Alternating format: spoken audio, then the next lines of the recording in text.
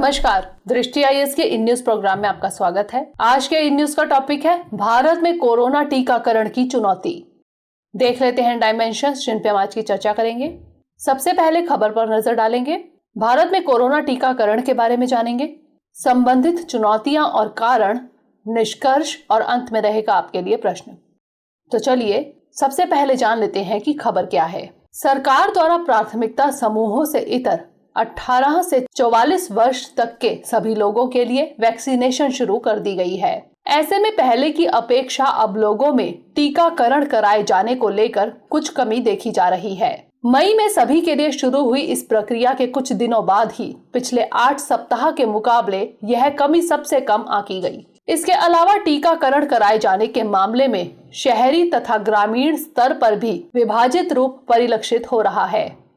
आइए जानते हैं भारत में कोरोना टीकाकरण के बारे में। आंकड़ों के मुताबिक 16 जनवरी से 9 मई के बीच कुल 16.84 करोड़ वैक्सीन की खुराक दी गई, जबकि 7 मई को समाप्त हुए सप्ताह में दी गई खुराक की संख्या 1.16 करोड़ थी, जो पिछले 8 हफ्तों में सबसे कम थी। वरिष्ठ सरकारी अधिकारियों के मुताबिक 18 से 44 आयु समूह के लिए पंजीकरण अनिवार्य करने का उद्देश्य टीकाकरण केंद्रों पर भीड़ को रोकना है। बता दें कि सरकार द्वारा liberalised and accelerated phase 3 strategy of covid vaccination guidelines के तहत टीकाकरण से पहले रजिस्ट्रेशन कराना अनिवार्य कर दिया गया है, जिसके लिए 18 से 44 वर्ष के लोगों को वैक्सीनेशन के लिए कोविन पोर्टल पर जाकर रजिस्ट्रेशन कराना होगा। विश्व भर में अब तक कुल 1 अरब से ज्यादा, जबकि भारत में अब तक 17 करोड़ से अधिक लोगों का टीकाकरण किया जा चुका है। यहाँ कोरोना वैक्सीनेशन से संबंधित आंकड़े दर्शाए गए हैं।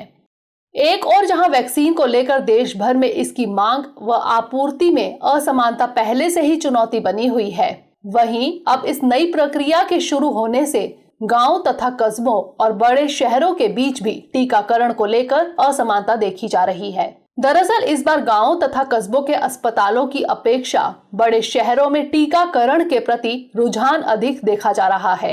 जहां एक और इसके कई कारण हैं, तो वहीं इससे कई और चुनौतियां भी उभर कर सामने आ रही हैं। आइए देख लेते हैं इससे संबंधित चुनौतियां और कारण क्या हैं।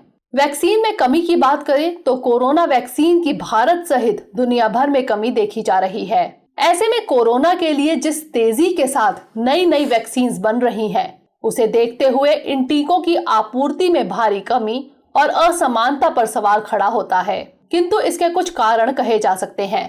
पहला यह कि विश्व की करीब 7 बिलियन आबादी प्रति व्यक्ति 2 खुराक का टीकाकरण करना इसकी उच्च मांग को बताता है। दूसरा, दुनिया की 20% आबादी का प्रतिनिधित्व करने वाले कुछ अमीर देशों द्वारा वैक्सीन का 80% से भी ज्यादा स्टॉक कर लेना। देश में छोटी जगहों पर कोरोना वैक्सीन की उपलब्धता में कमी हो रही है, जिससे अस्पतालों द्वारा वैक्सीन को मंगाने, उसकी उपलब्धता आदि सहित अस्पतालों द्वारा दी जाने वाली सुविधाओं पर आने वाले खर्च तथा इससे बढ़ने वाली इसकी कीमत एक बड़ा कारण है, जिससे ग्रामीण तथा शहरी वैक्सीनेशन में विभाजन देखा जा रहा है। इसके अलावा सरकार की नई विकेंद्रीकृत वितरण रणनीति के हिस्से के रूप में अनिवार्य पंजीकरण का मुद्दा एक बड़ा कारण कहा जा सकता है, जिससे ये कमी और कई संबंधित चुनौतियां पेश आ रही हैं। दरअसल कोविन पोर्टल पर केवल अंग्रेजी भाषा के होने से कई लोगों को इसे समझने व इस्तेमाल करने में परेशानी का सामना करना पड़ रहा है। ऐसे में शहरी लोगों द्वारा पंजीकरण की प्रक्रिया में तेजी देखी जा रही है, जबकि कोविन की वैक्सीनेटर मोबाइल ऐप 12 भाषाओं में उपलब्ध है। इसके अलावा आरोग्य सेतु भी वैक्सीन पंजीकरण अंग्रेजी में ही करने की सुविधा देता है। ऐसे में अंग्रेजी के अलावा अन्य भाषाओं में कोविन पोर्टल की अनुपलब्धता भी लोगों के सामने बाधा बन रही है। एक और जहां वैक्सीन की कमी होने की वजह से पंजीकरण के लिए प्रतिस्पर्धा भी उत्पन्न हो गई है, जिससे पोर्टल पर कई प्रयास में रजिस्ट्रेशन हो रहा है। वहीं दूसरी ओर यह देश में डिजिटल या तकनीकी साक्षरता के स्तर को भी प्रदर्शित कर रहा है। दरअसल वैक्सीनेशन के लिए इसकी अनिवार्यता के कारण कई ऐसे लोग हैं जो डिजिटल तकनीकी साक्षरता की कमी अथवा सही तकनीकी ज्ञान ना होने की वजह से इसमें स्वयं को असमर्थ पा रहे हैं। ऐसे में प्रश्न उठता है कि यदि लोगों के पास डिजिटल साक्षरता नहीं है तो वे खुद को टीकाकरण के लिए कैसे रजिस्टर करेंगे।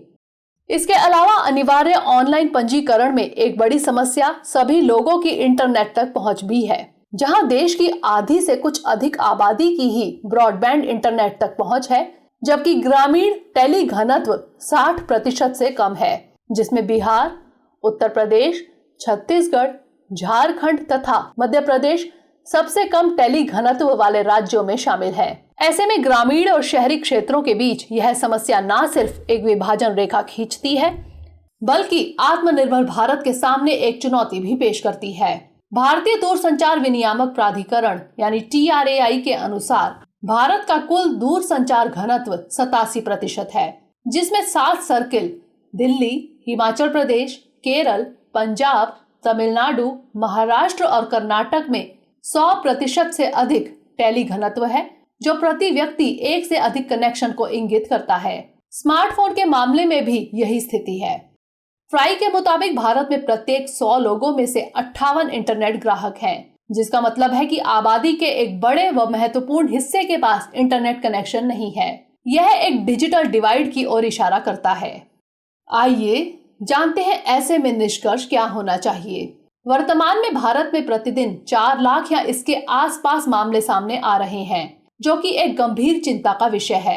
ऐसे में यदि इस वायरस को फैलने से रोकने के लिए उचित कदम नहीं उठाए गए, तो डर है कि यह खुद को आगे और कई वेरिएंट्स में उत्परिवर्तित कर सकता है। बढ़ते दबाव के कारण भारत की स्वास्थ्य प्रणाली भी कमजोर पड़ रही है।